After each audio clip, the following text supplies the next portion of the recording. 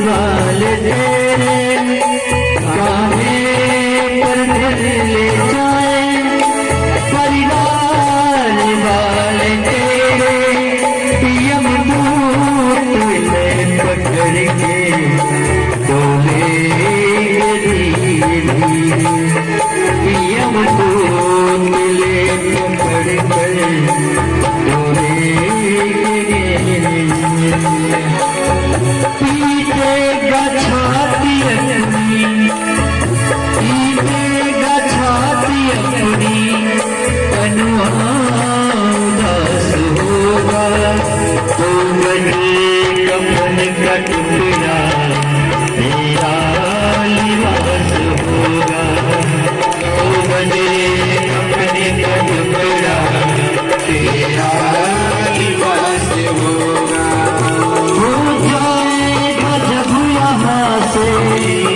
जाएगा जब यहाँ से कुछ भी न पास होगा, तो गजे कमल का टुकड़ा तेरा लिबास होगा, तो गजे कमल का टुकड़ा तेरा लिबास होगा।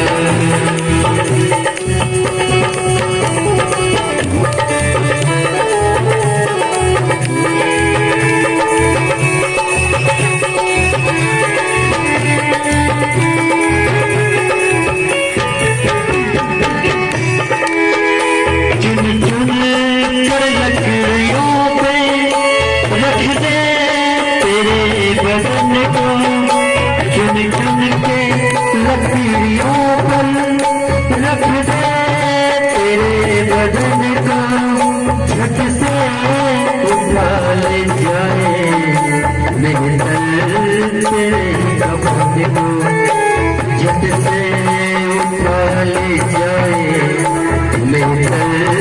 तेरे कमर को, देगा आग तुझको, देगा आग तुझको, तेरा सुखास होगा, दो गजे कफन का टुकड़ा तेरा लिबास होगा, दो गजे कफन का टुकड़ा तेरा लिबास होगा।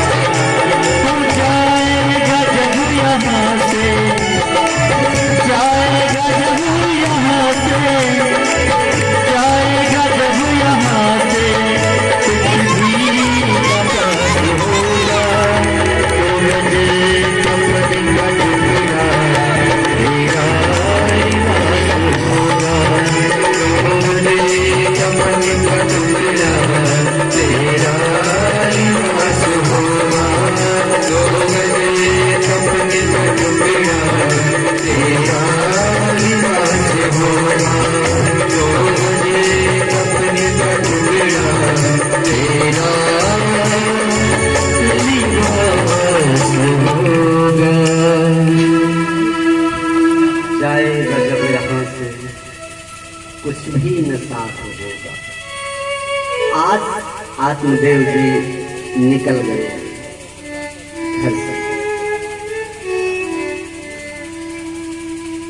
और उसके बाद रास्ते में गोकर्ण जी से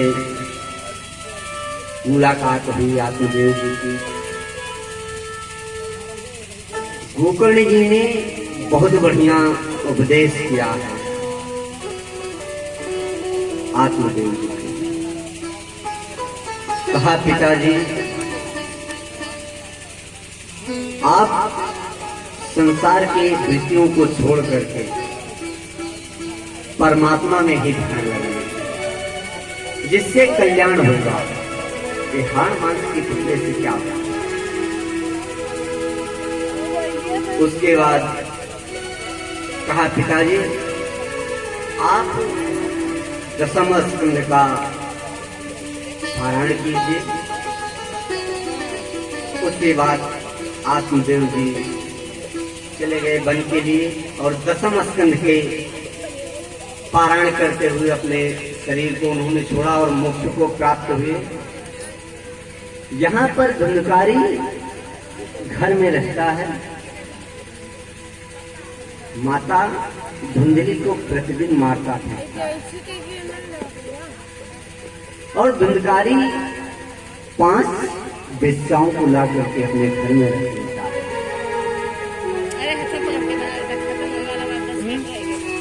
और माता को रोज मारता है कि धन कहाँ रखी, कहाँ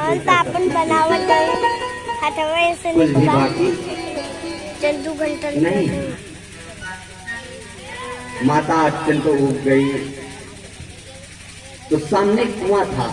रात्रि के समय माता कुआं में जाकर के कूद करके अपने प्राण का त्याग कर दिया और बेस्याओं के साथ धुंधकारी रहने लगा और बहुत बड़ा चाकू बना। बेस्याएं सोचती कि एक दिन अगर राजा इसको देख लेगा और पकड़ लेगा तो इसके साथ मैं भी मारी जाऊंगी, पकड़ी जाऊंगी। तो उन बेस्याओं ने धुंधकारी को रात्रि के समय जब लूट करके बहुत सारा धन लेकर के आया, तब उन बेस्याओं ने रात्रि के समय धुंधकारी को पलंग में बांध दिया। 5 बेस्या और उसके बाद बांधने के बाद गले में रस्सी से लपेट करके बहुत ही टाइट, फिर भी धुंधकारी की मृत्यु नहीं हुई। जब इसके उपरांत दिन धुंधकारी की मृत्यु नहीं हुई, तब बेस्याओं ने सोचा कि मृत्यु क्यों नहीं हुई। तब दूसरी बेस्या ने जलता हुआ अंगारा ला करके धुंधकारी के मुख में डाल दिया, जिसके फलस्वरूप धुंधकारी मृत्यु को प्राप्त हुआ और बहुत बड़ा प्रेत बना। अब घर में कोई नहीं रहता, बेस्याएं भी थी। जब पड़ोसी लोग पूछते कि धुंधकारी कहाँ गया तो बेस्याएं कह देती कि अभी कहीं किसी सुदूर देश में गए हुए हैं धन कमाने के लिए, आ जाएंगे। कुछ दिनों के बाद वो बेस्याएं भी घर को छोड़ करके चली गई, क्योंकि बेस्याएं किसकी होती, जिसने धन दिया उसी के साथ। तो इस प्रकार से बेस्याएं चली गई। एक दिन गोकर्ण जी महाराज जब रात्रि के समय घर पर आए, क्योंकि वही घर उनका भी था, धुंधकारी की वजह से ही गोकर्ण जी महाराज घर को छोड़े हुए थे।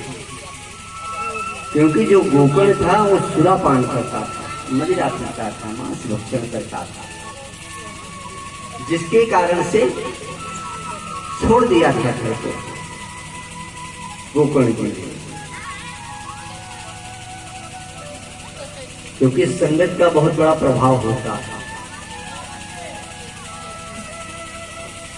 गोकर्ण जी जब रात्रि के समय घर में प्रवेश किए